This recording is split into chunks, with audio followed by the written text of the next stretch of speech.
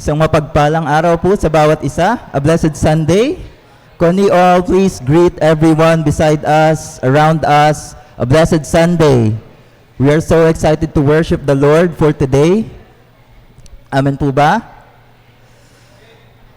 So, can we all request everyone to please stand and greet each and every one of us here? Batiin po natin ang ating mga kapatiran as we start our worship. Paramdam natin na tayo ay nagagalak makasama ang bawat isa na sumamba sa Panginoon. Welcome po. Blessed Sunday.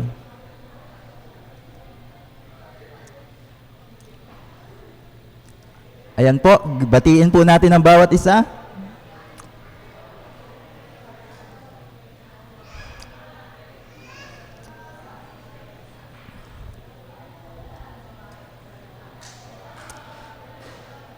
And also, we would like to take this opportunity na rin po to request everyone to please group yourselves together in small groups as we open our worship today in prayer. I'll be requesting everyone to have a prayer at least 2 minutes or 3 minutes for your group.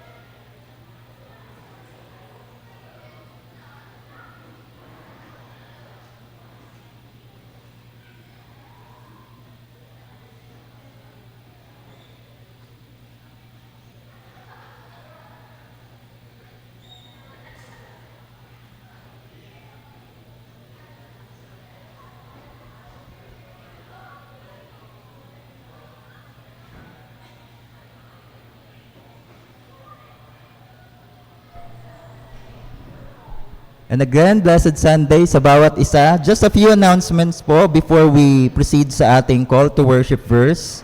Allow me to just give to you some important announcement. First and foremost, ang ating prayer meeting po will be starting officially for this year, January 22, 2026. So our very first host po for this year will be the Remnant Flock. And so we invite everyone po na makasama sa ating prayer meeting as we start the year as a church with a prayerful posture of the heart. So ayan. So as we can see, 7:30 in the evening ito po at this will be held in Multipurpose Hall. Don't worry po kasi we have a current service na magpipick up sa ating location if you are having some challenges going to our subdivision. And again, ini-invite po natin ang bawat isa. Kasabay na po niyan ang official start ng ating Bible studies for this year. So as you can see on your bulletins, marami po tayong mga flocks and we encourage everyone to please join our Bible study groups. You can just lapitan ng bawat isa na you think makakatulong sa inyo ma-refer kung saang flock kayo na babagay. And so we encourage you po na ma-involved sa ating flock for this year. And another important announcement for today is that our election of Board of Trustees, can we please flash that on the screen? So I think bawat isa na po sa atin ay naka-vote na sa ating registration area outside sa ating lobby. And if you think hindi pa kayo nakaboto as being a regular member, we encourage you to do so right after the worship service. So bibigyan po natin kayo ng at least 30 minutes to choose the first 5 candidates lang po. Remember, we had our election last year and officially pumili tayo ng 9 members of our board. So some of our deacons and ministry leaders were elected and only 4 ang nag-serve ng 2 consecutive years for their term. The first 4 persons na nag-garner ng top votes and they will be having 2 terms to serve. And for this year, may re-election tayong 4-5. So, and we also included some qualified candidates from our list of deacons and ministry leaders that you can choose from.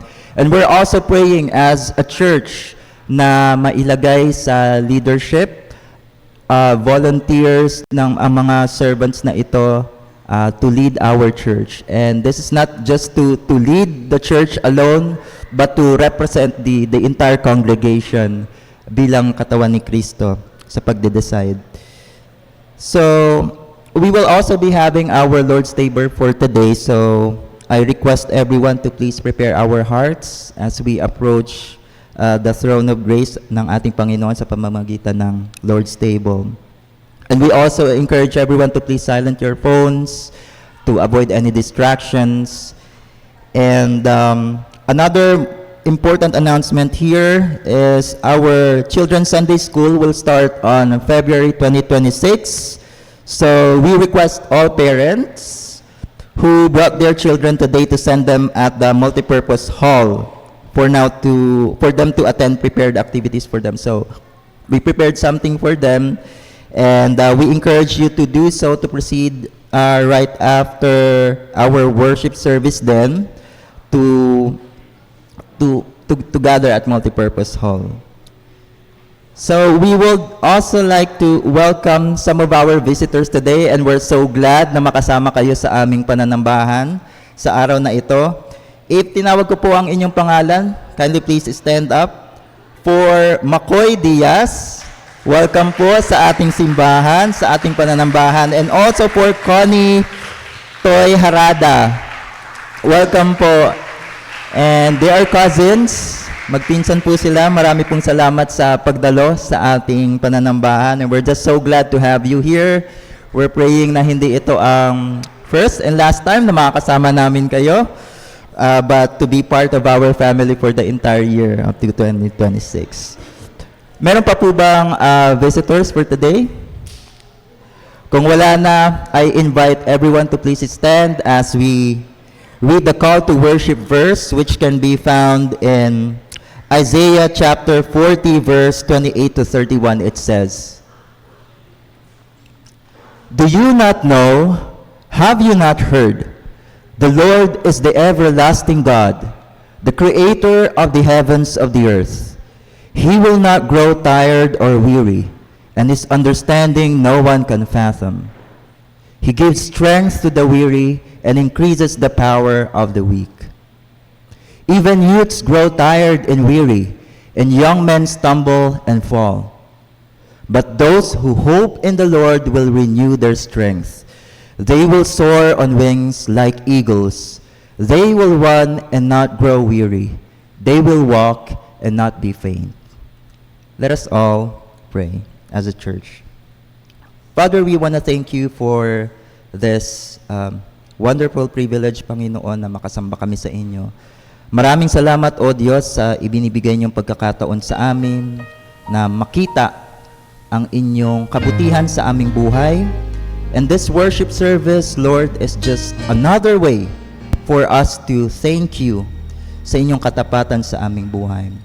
And ipinapanalangin namin ang aming pananambahan ngayon na pakalinisin niyo ang aming mga puso at isipan. Anything that we have done probably against you, Lord, sinasadya man or hindi, Panginoon, pakalinisin niyo kami. Nang sa gayon ang aming pananambahan, ang aming sakripisyo sa oras na ito ay maging katanggap-tanggap sa inyo as mabangong samyo, Panginoon, at insenso ng papuri at pananambahan. Panginoon, idinadalangin namin ang simbahan na to for whatever, Panginoon, na direction na tinatahak namin for this year, inilalapit namin sa inyo. Panginoon, ang mga pamilya na nagre-represent sa congregation na ito, we just pray, Panginoon, na kayo ang patuloy na maging sentro ng aming pamilya, ng aming buhay.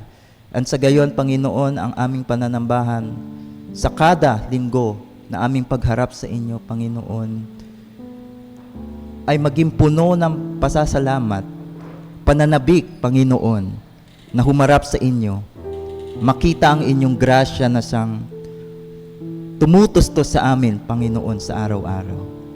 Panginoon, kung ano man ang pamamaraan ninyo upang mangusap sa amin sa oras na ito, gamitin niyo ang aming minamahal na pastor, si Pastor Rene. At gayon na rin ang aming worship team as we lift up our worship and praises to you for this time, for this morning, Panginoon. May you fill us with joy. May you fill us with gladness as we celebrate your goodness in our life sa pamamagitan ng pananambahan na ito. Panginoon, nagpapasalamat kami sa bawat isa at sa bawat pagkakataon na ibinibigay niyo sa amin upang makatanaw sa inyong kabutihan sa aming buhay. Muli, ang aming pananambahan, ang aming pag-aawitan ay para sa inyo lamang. Ang aming dalangin sa pangalan ng inyong anak na si Jesus. Amen. Good morning, church. Good morning, and today, we remind that worship isn't just something we do in this moment. It is how we chose to live every day. Sabi po sa Romans 12:1. Therefore, I urge you, brothers and sisters, in view of God's mercy, to offer your bodies as living sacrifice, holy and pleasing to God. This is your true and proper worship. Ano ba yung to offer our bodies as a living sacrifice? Ito po ibig sabihin ay sacrifice that means our praise, our work, our relationships, actions, choices, time, and even po yung mga paano natin i-treat yung others. It all belongs to the Lord. So Jesus calls us to follow Him, not every week, not quarterly, but every day, daily. Not only on the good days, not only when it's easy, pero dun din po sa mga ordinary moments ng buhay natin. So as we sing this song, let it be more than words. Let it be a declaration that every breath, every step, every day is for Him. So let's worship with surrendered hearts and remind ourselves that our whole life is an offering to God. Let's worship the Lord.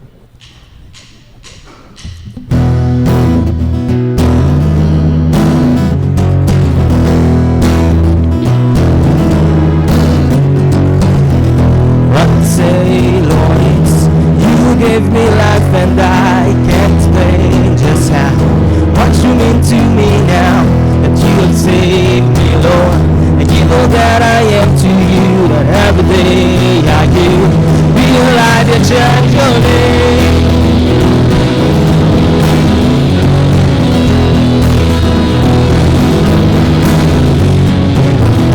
Every day, Lord, I learn to stand upon your word and I pray that I might come to know you more, that you would guide me in every single step I take now. Every day I can be a light into the world. Every day it's you I live for. Every day I follow after you. Every day I walk with you, my Lord.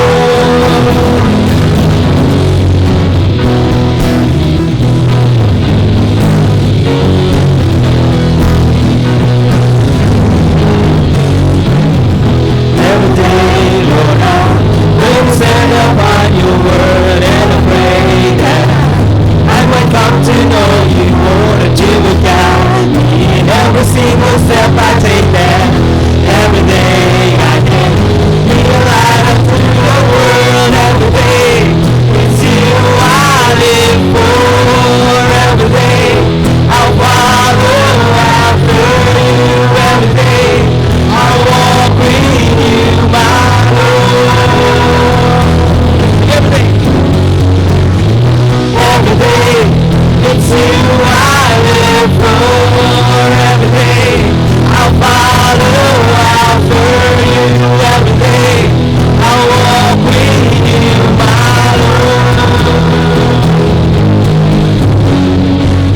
I live for every day. It's you I live for every day. It's you I live for every day. Sing it till the floor. It's you I live for every day. It's you I live for every day. It's you I live for every day.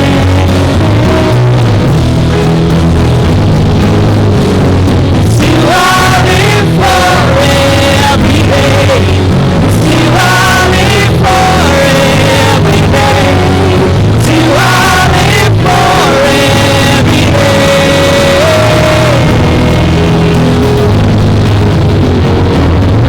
Every day. It's you I live for every day. I'll follow after you every day. I'll walk with you, my Lord. Every day, it's you I live for every day. I'll follow after you every day. I'll walk with you. It's you I live for every day. Amen.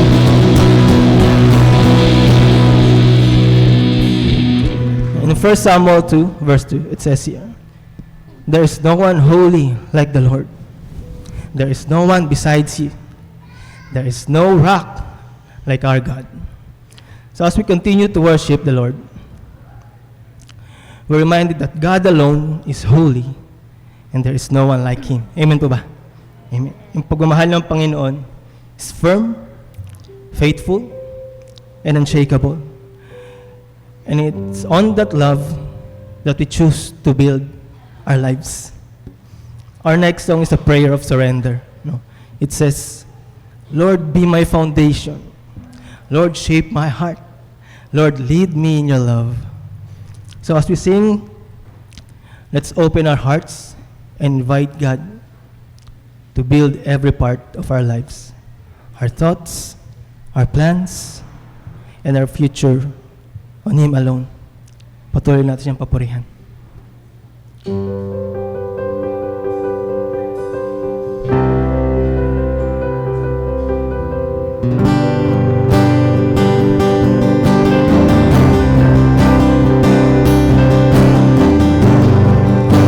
Worthy of every song we could ever sing,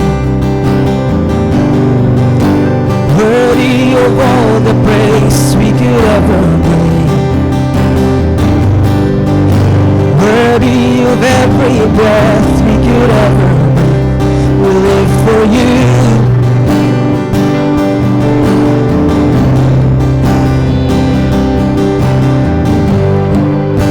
Jesus, the name above every other name. Jesus, the only one who could ever save. Worthy of every breath we could ever breathe. We live for you. Oh, we live for you. Come on, church, let's sing holy. Holy, there is no one like you. There is none beside you. Open up my eyes in wonder. Show me who you are and fill me with your heart and lead me in love to those around me.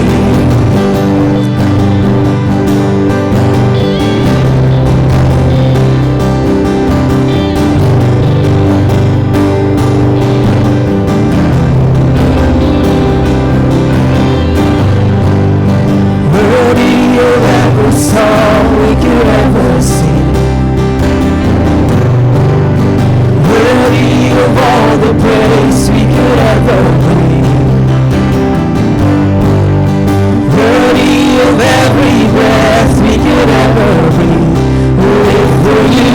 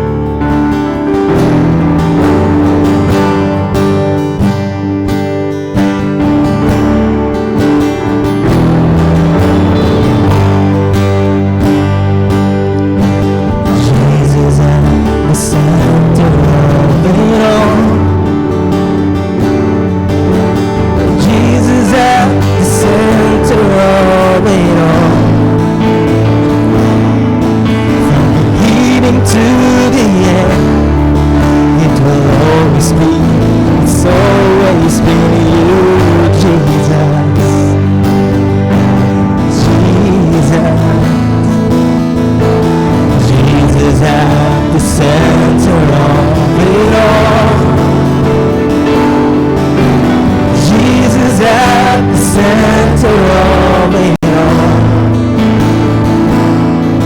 From beginning to the end, it will always be. It's always with you, Jesus. Jesus, nothing else matters. Nothing in this world will do.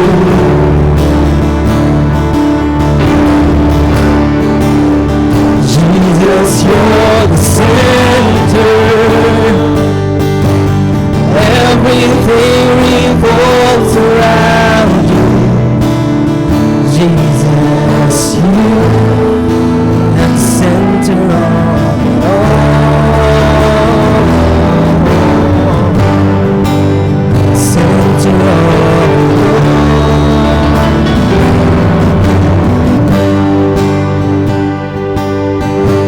Jesus, be the center of my life. Jesus, be the center of my life. From beginning to the end, it will always be. It's always be you, Jesus. Jesus, nothing else matters. Nothing in this world will do.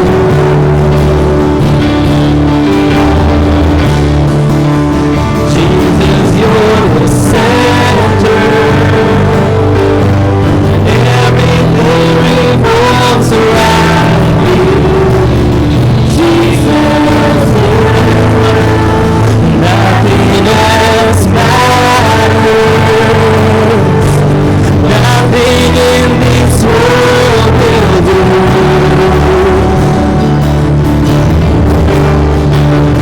Jesus, you're the center. And everything revolves around you. Jesus, you. From my heart to the heavens, Jesus, be the center. It's all about you. Yes, it's all about you. From my heart to the heavens, Jesus, be the center. It's all about you. Yes, it's all about you. From my heart to the heavens, Jesus, be the center. It's all about you.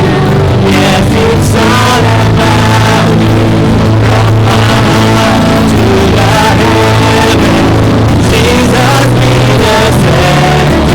It's all about you. Yes, it's all about you. From my heart to the heavens, Jesus, be the center. It's all about you. Yes, it's all about you. From my heart to the heavens, Jesus, be the center. It's all about you. Yes, it's all about you.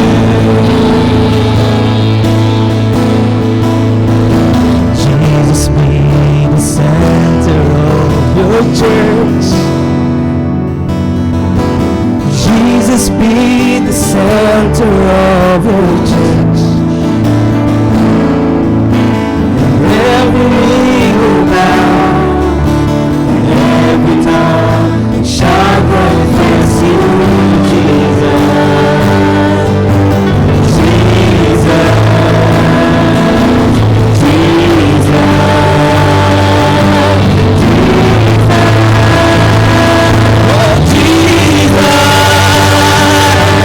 Jesus,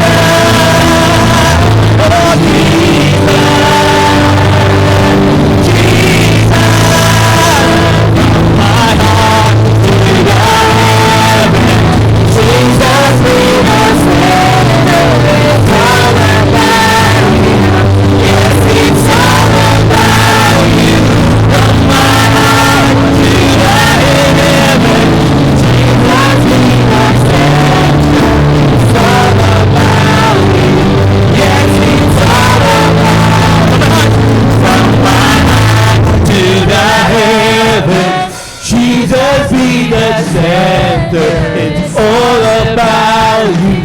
Yes, it's all about you. From my heart to the heaven, Jesus be the center. It's all about you. Yes, it's all about you. From my heart to the heaven, Jesus be the center. It's all about you. Yes, it's all about you.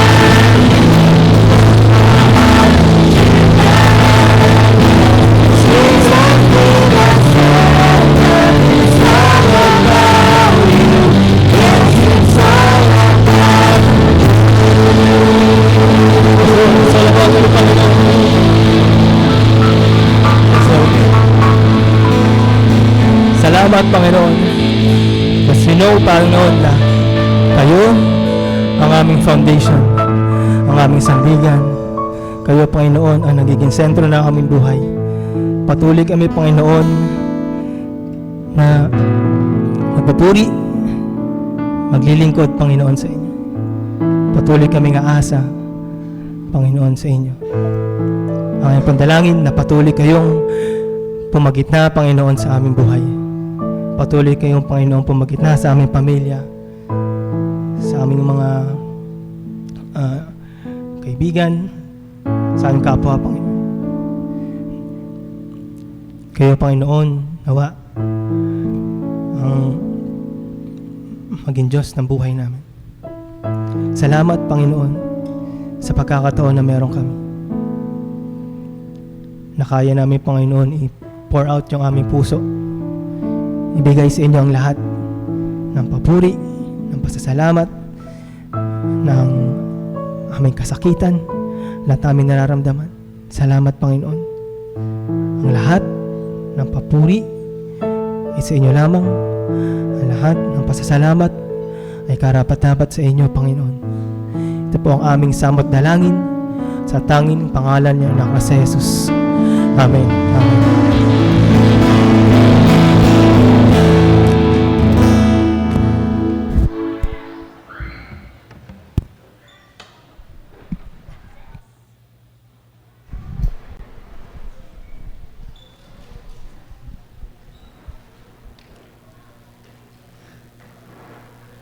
Happy New Year po. Maganda pa po kayo sa bagong taon. No? Happy New Year po. At bago po ako magsimula, gusto ko lamang pong i-welcome si Luigi Vargas del Barrio. Yan, kasama ko po siya ngayon. Hindi ka tumayo. Ito po ang i-flash po yung title ng ating meditation for this morning. I was tasked that the topic for every Sunday this month has to do with the acronym ng PBCC.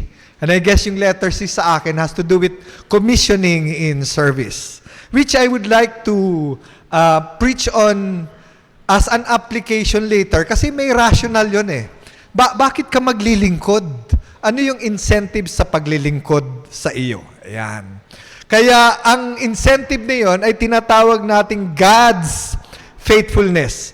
Maganda yung interplay sa Tagalog eh. Sa bagong taon, meron tayong Diyos na hindi nagbabago. O kaya nananatili at di nagbabagong Diyos kahit pabago-bago pa ang ating taon. Iyon yung pinaka-rational o currency kung bakit kaya mong maniwala sa pangako ng Panginoon. Nung ako po ay grade 4, sabi nung teacher namin, mag-outing tayo sa Kalawan, Laguna. Taga-Malibay kami noon eh, yung school namin. So excited ako. Alas 4 pa lang ng madaling araw, nandun na kami. Dala-dala namin yung baon. Dumating yung alas 5, wala pa yung driver. Natatay nung kaklase ko. Dumating yung alas 6, wala pa din. Dumating yung alas 7, until finally alas 8, dumating yung aking kaklase na umiiyak at sinasabi na yung driver namin na kanyang tatay ay namatay dahil sa sakit sa puso. No? Ibig sabihin, kahit na gaano kaganda ang inyong intensyon, kahit na marami kayong balakin, the fact na people may fail, health will fail, wealth will fail, ang hindi lang magfi-fail ang Panginoon. Ang sabi ng banal na kasulatan, wala pa po ba yung slides natin? Andiyan na? Okay. Let me just read Lamentations chapter 3, verse 22 to 23. Because of the Lord's great love, we are not consumed, for His compassion never fail. They are new every morning. Diba? Kayo nauubusan ng pasensya. Yung buong araw nyo, sabi niya, konti na lang, ubus na yung pasensya ko sa'yo. Kinuha mo na yung pasensya ko sa buong araw. 6:00 pa lang ng umaga. No? Pero ang sabi doon ng compassion ng Panginoon, pinupuno uli every morning. Maganda sa Tagalog ito kung sa salitang lengguaheng ordinaryo. No? Sa English, ganda eh. We are not consumed. Ang ibig lang sabihin nito, dahil tapat ka, buhay pa kami. O kaya, dahil tapat ka, Panginoon, PBCC still exists. Yun lang ibig sabihin nun. So next slide, let me begin with a short story about a article that appeared in the Columbian Gazette. It went viral later on. Sa isang street corner sa Medellin, from year 2016 to 2022, merong isang street corner, may poste doon, parating may nakasabit na sandwich every 3 a.m. At pag ikaw inahuli, yung mga nag-aabang doon na gustong kumain, nakukuha na yun. But suddenly in year 2022, it suddenly stopped. And then 1 month, 2 months, and later on, may isang social worker na si Carolina, sabi niya, ba't kaya nag-stop? Began to investigate and found out by asking the guard na merong isang mama na later on found out construction worker na naglalagay parati ng sandwiches doon sa poste. And after 17,700 plus of sandwiches, ay nag-stop yun kasi namatay na pala. And he wanted to locate kung sino iyon, nag-post sa Facebook, and then lady named Lucia said, that's probably my dad. Kasi every night, he prepares a sandwich to bring to a certain place. Kasi yung anak niya, ni Hernan, ay namatay because of malnutrition, exhaustion, and drug addiction in that very corner. And he was telling himself, sana kung may nagpakain man lang sana sa anak ko, baka buhay pa siya. So, it became a commitment na maglalagay siya ng sandwich. Hindi niya itatanong kung sino ang kukuha. Kasi sabi niya, pag nagtanong ako kung sino ang kukuha, magiging condition yun. Sabi niya, unconditional yun. And later on, testimonies poured in. Sabi, nabuhay ako kakakain ng sandwich na yan.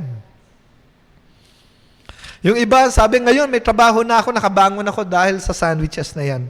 And at one time, in 2024, they gathered together, 43 of them, and they committed na yung kanilang circle of friends, each one, every 3 a.m., ay at least in succession, ay maglalagay ng mga sandwich na yun.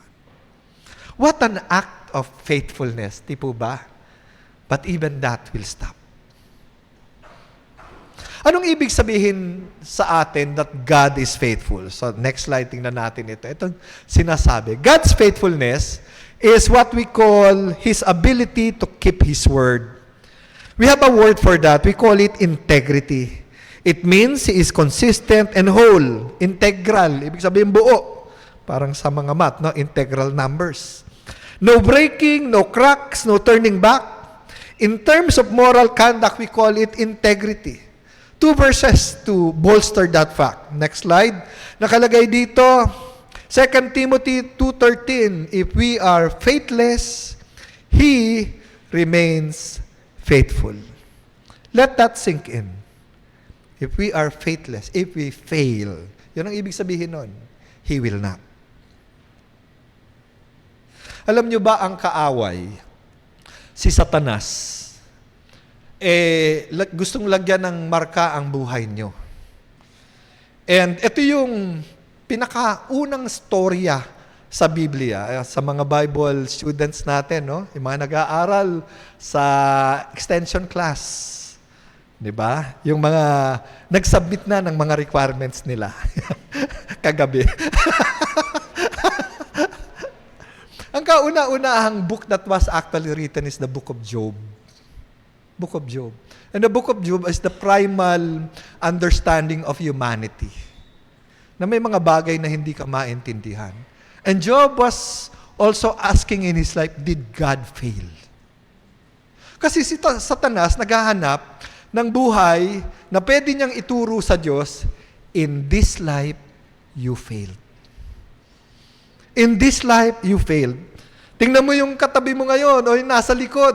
Ang gustong-gustong gawin ni Satanas, lagyan ng t-shirt yan at marka, sa buhay na ito, nabigo ang Diyos.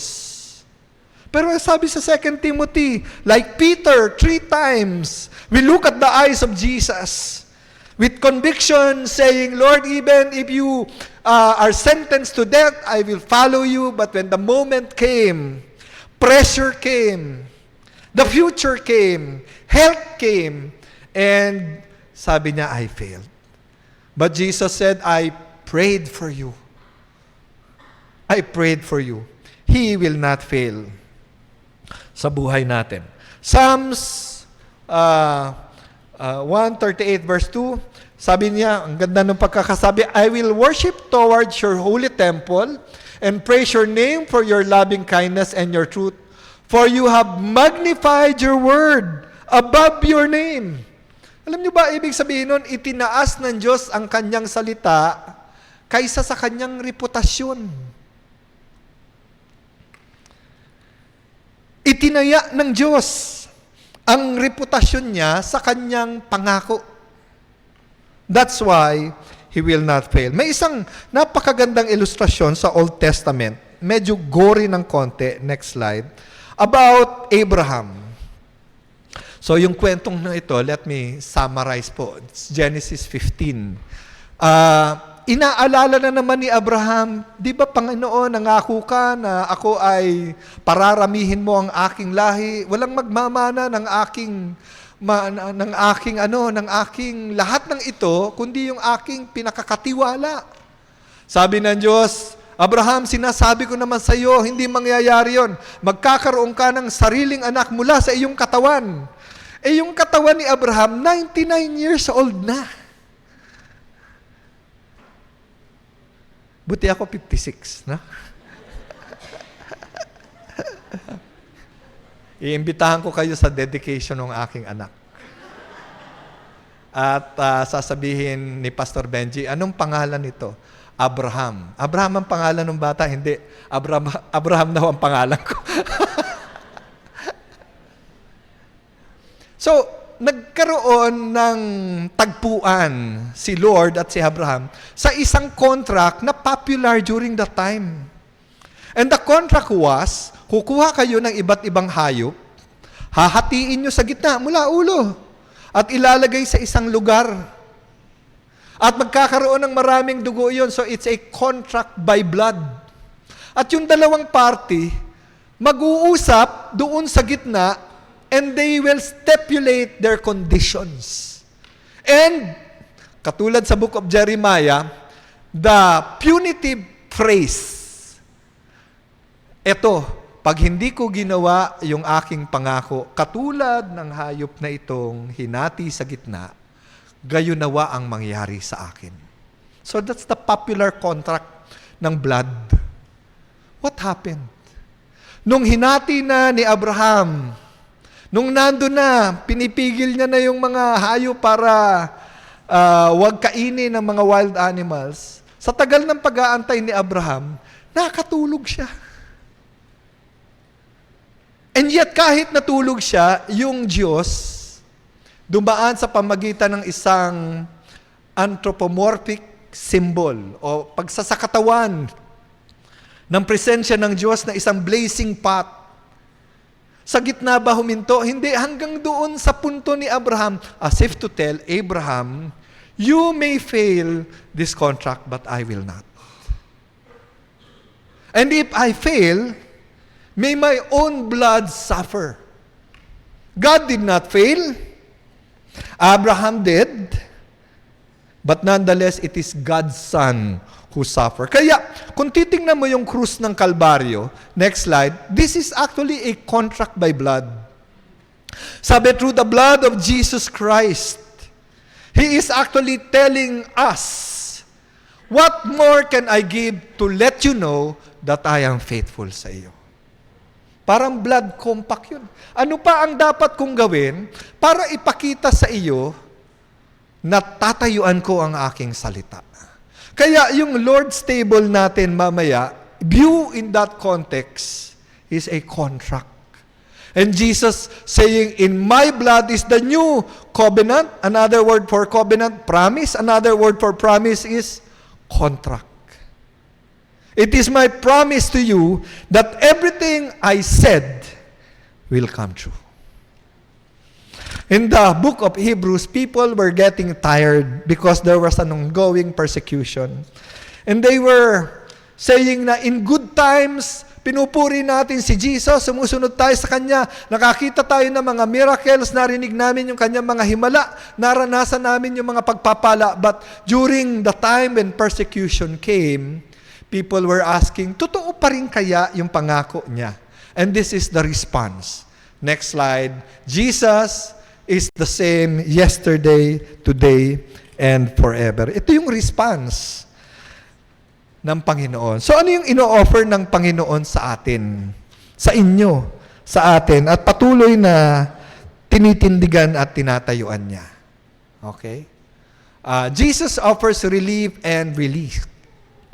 So sinasabi ng banal na kasulatan, ito yung kanyang pangako sa iyo, sa atin, na kapag isinuko natin ang ating buhay sa Kanya, merong mga pagbabagong kaganapang mangyayari. Ano yung kaganapan? This is the sense of freedom. You have sent me to proclaim that captives will be released, that the oppressed will be free. Although the original audience may have taken it as a political statement, it is more than that, a spiritual one. Kasi yung freedom natin, maraming bagay na kumukulong sa ating sitwasyon. That's, we want na magkaroon ng financial freedom. No? Gusto natin magkaroon ng emotional freedom. Gusto natin magkaroon ng freedom from yourself. Alam niyo ba iyon?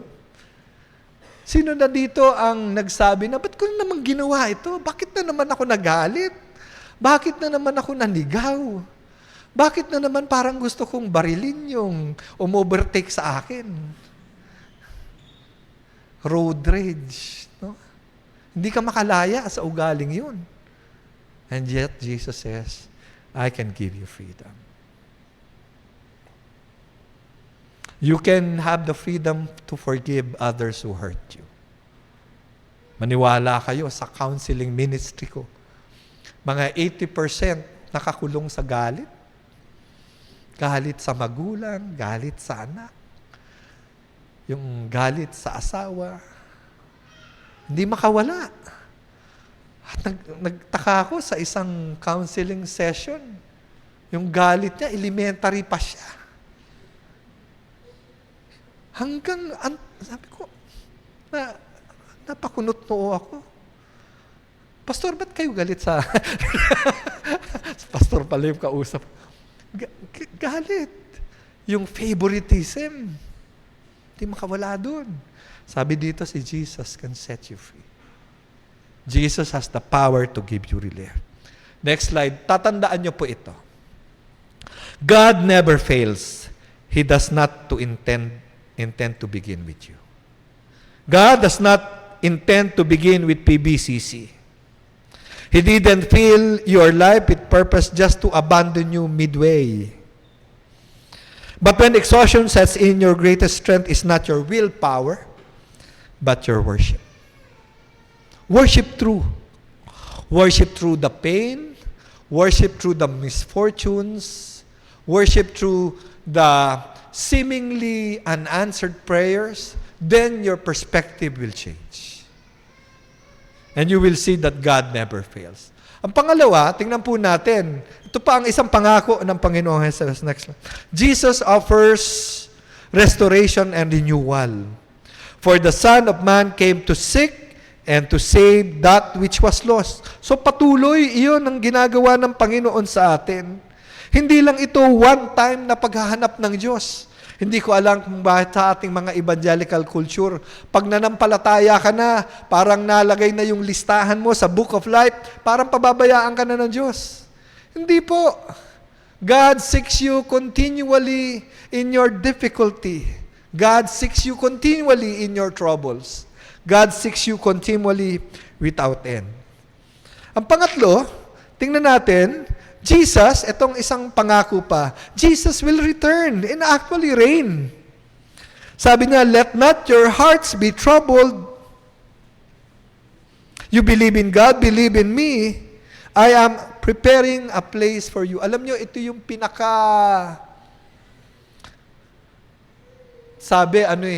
response sa mga despondent hearts. Isang araw, babalik ang Panginoon. Pag may kausap ka ba, ano sinasabi mo? O sige, magkita na lang tayo bukas. Merong principle of regularity of language na iniisip mo yung bukas darating. Kasi wala pa namang panahon sa buhay mo na hindi dumating yung bukas. 'Di ba? Pag natulog ka ngayon, pagising mo may araw. Very fortunate ako na ako ay nakapag-abroad. Salamat sa Diyos. Nung nasa Sweden kami, hindi lumulubog yung araw. Sabi ko, anong oras na ba?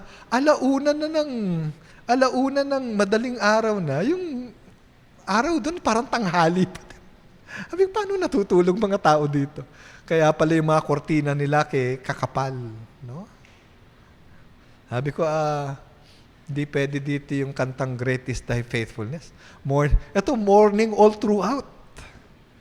Pero ang point is, when you put your trust in the principle of regularity, even of routines of nature, sinasabi ng Diyos, I am even more consistent than that. He will reign again. Babalik ang Panginoon. He will set everything.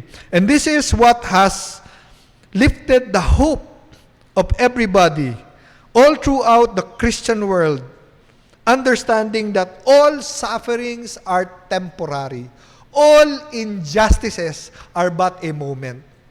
All your tears will one day be wiped up.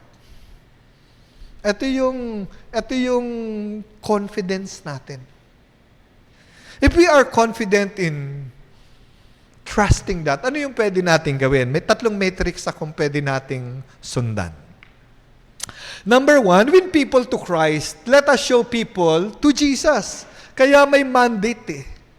Kasi, pwede mong ipagmalaki si Jesus sa iba because we can tell them na lahat ng pangako ng Diyos sa amin, mangyayari. So we win people and say, believe in Jesus. He is worth believing. Ang pangalawa, let be Jesus shown in us. Dalhin natin sila kay Jesus. Pangalawa, pakita naman natin kung ano yung ginawa ni Jesus. We work out our witness. So we become consistent even when seasons are not. We continue to be generous even in terms of luck. We continue to be patient when others are calling for an angry response. We live out the Christian testimony even though the world is telling us that the Christian testimony is for the weak. It will not work. So we say, and stand our ground, no, let Jesus be shown in us. Ang pangatlo, let's be faithful until Jesus shows up. Wait with hope. So let me end with a short story. Sabi ko kay Pastor Benji, iklian ko lang kasi may election meeting pala kayo. Normally, sa election, dyan yung kailangan ng patawaran. Na-joke lang. Tingnan natin yung storyang ito. Yan. It's a story about Hershey's. Sana after no message na to at makakita kayo ng Hershey's, bumili kayo. No? Milton Hershey and Catherine Hershey, chocolate magnate, 1909. They had one of the best chocolate sales. But had one problem. They had no children. So walang maipamamana, walang pagmamanahan. Si Milton ay raised from a Mennonite Baptist background. So yung sense of social responsibility niya and faith in the Lord was very evident. So they decided, magtatayo tayo ng orphanage and boarding school. 1909, they started and they would visit every child.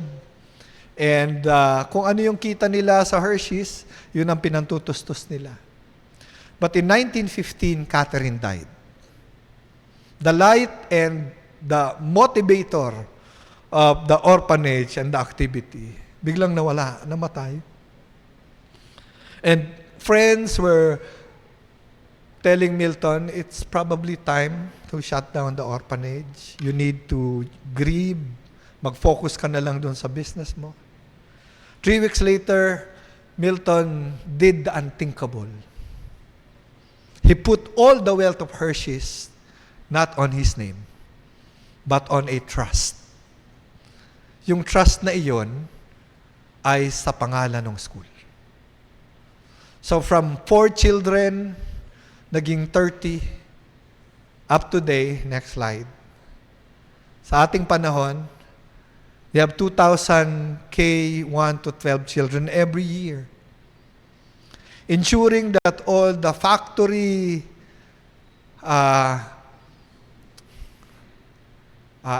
net na kinikita, ensuring na yung boarding school would continue. Even upon the death of Milton. Sa ngayon, sila ang pinakamalaking boarding school. Most well-financed. So, sa bawat sinasabi nila, hindi pala exaggeration yun, sa bawat Hershey na binibili mo, nagpapaaral ka ng isang orphan. Ang point ko ganito. If a person can do that, a magnate with all the wealth, ensuring that provisions will be given to that organization, can you not trust a God greater than all the chocolate factories in the world, greater than all the net income? What we need to understand is God is faithful. He will not fail. Mga kapatid, hindi ko alam kung meron dito na parang nagigip up na sa buhay at sinasabing, eto lang ba ang buhay Kristiyano? Hanggang dito na lang ba kami? Hanggang dito na lang ba ang church namin? Yung nagsasabi na mukhang iniwan kami ng Panginoon na? O kaya, hindi ka nag-give up ka sa Panginoon, nag-give up ka na sa sarili mo. Wala na akong maibibigay pa sa Diyos. I'm just so tired. God will not fail. God still has a chapter for your life. God is still writing a story for your family. Don't give up on Him. Believe in Jesus. Let's pray. Panginoon, maraming salamat po that we can do the work because you are consistent, constant, and that you have promised in your word, and that word can be believed upon because you sealed it with your own blood. Wala ka na pang pwede pang gawing mas dakila, kundi i-offer ang iyong sarili at sabihin, kung kaya kong i-offer ang aking sarili, ibig sabihin nun, gagawin ko ang inyong pinangako. Lord, ipinangako mo that those who believe in you will never be lost. Pinangako mo, Panginoon, He who began a good work in you will carry it on to completion, Lord. Strengthen our hearts. Make our resolve plain. Make us look up to Jesus. We will finish the race together. Thank you, Lord. In Jesus' name we pray. Amen. May God bless you po. Maraming salamat.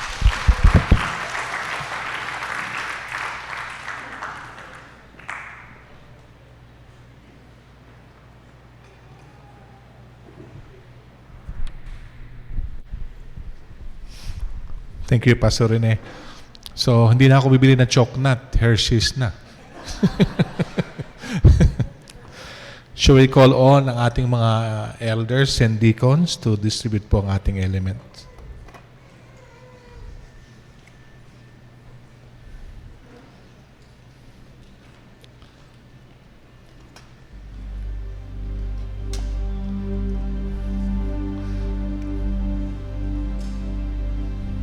Oh, precious is the flow that makes me white as snow.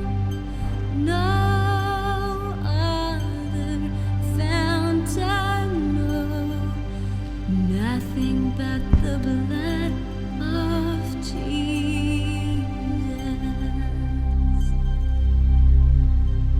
What can wash away my sin? Nothing but the blood of Jesus.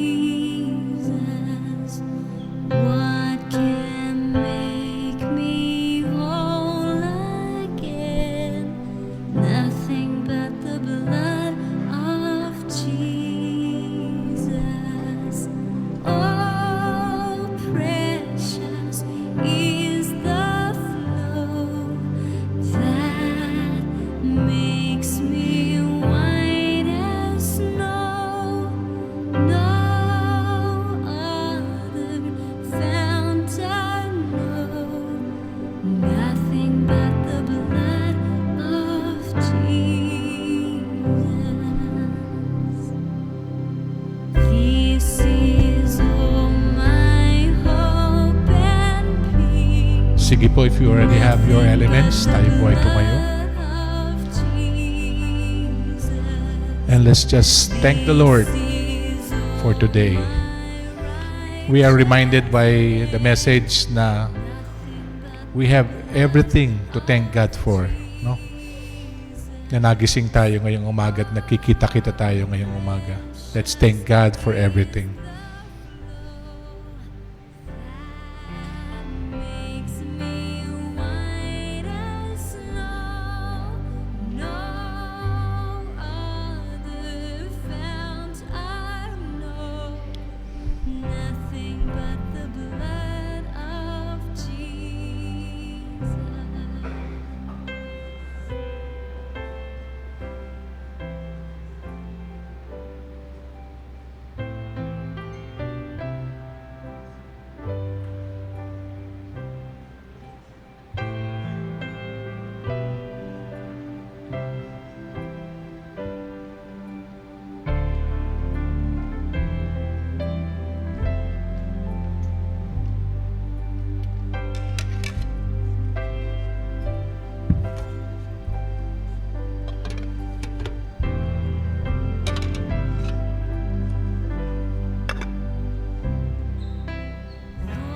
Glory, glory, this I sing, nothing but the blood of Jesus. All my praise for this I bring, nothing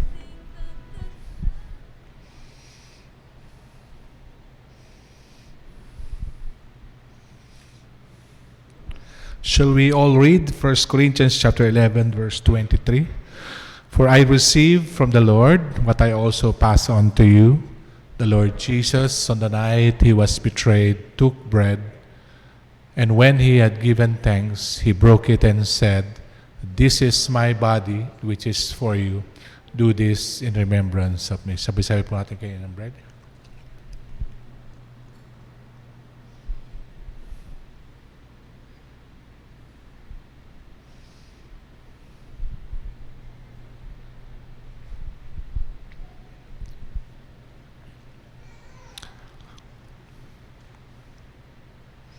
In the same way, after supper, he took the cup, saying, "This cup is the new covenant in my blood. Do this whenever you drink it in remembrance of me. For whenever you eat this bread and drink this cup, you proclaim the Lord's death until He comes." Sabi-sabi pa inimin.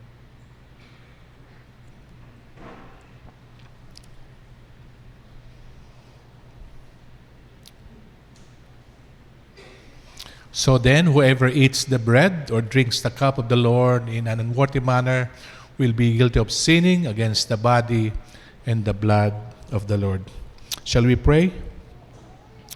As we break the bread, we remember your body given for us, Lord, wounded for our transgressions, broken so that we might be made whole. As we drink the cup, we remember your blood poured out, the new covenant of grace, forgiveness, and new life. Strengthen us through this holy meal that we may go from this place as witnesses of Jesus Christ, proclaiming the gospel in word and in deed. In Jesus' name we pray. Amen. Shall we all be seated?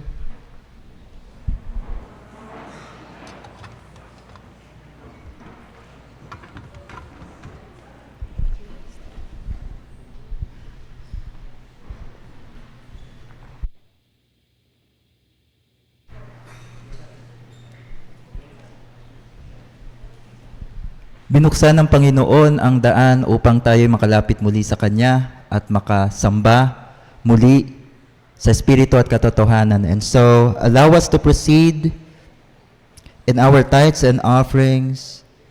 Allow me to read Proverbs chapter 3, verses 9 to 10. It says,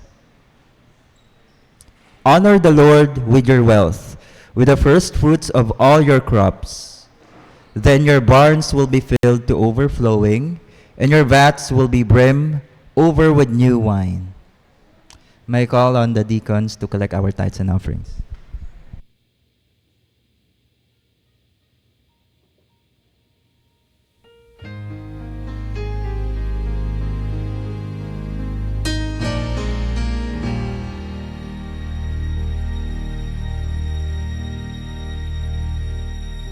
We lift our voices, we lift our hands, we lift our lives up to you. We are an offering. Lord, use our voices. Lord, use our hands. Lord, use our lives. They are yours. We are an offering. All that we have, all that we are, all that we hope to be, we give to you. We give to you. We lift our voices, we lift our hands, we lift our lives up to you. We are an offering. We are an offering.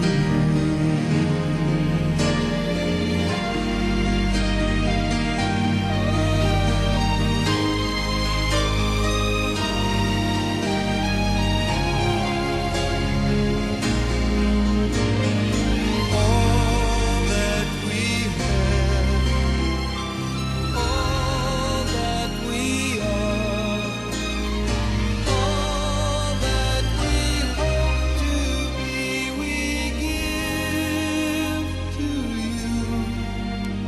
We give to you. We lift our voices, we lift our hands. Can we all please stand to pray for our tithes and offerings? Aming dakilang Diyos, maraming salamat sa inyong katapatan sa aming mga buhay. At ang mga kaloob na ito, Panginoon, ang patunay ng inyong katapatan sa bawat isa sa amin. Panginoon, patuloy niyong gamitin ang aming mga kaloob sa inyong gawain as we are just returning back the favor, Panginoon, your grace na ipinaparanas niyo sa aming buhay, Panginoon. Patuloy niyong pagpalain ang bawat isa sa amin, ang mga pamilya na naririto sa kongregasyon na ito. And also, Lord, we entrust to you our plans, Panginoon, na paggagamitan ng mga kaloob na ito. Bless us, Lord, and maraming salamat muli sa inyong katapatan. Sa pangalan ni Jesus, Amen.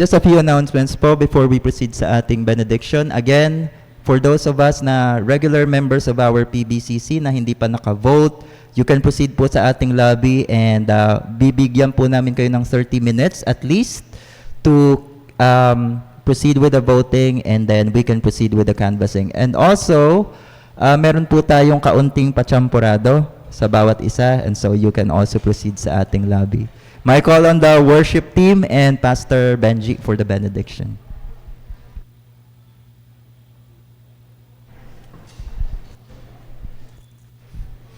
Sige po, let's pray. Father God, salamat po sa oras na to at sa araw na to, Panginoon Diyos.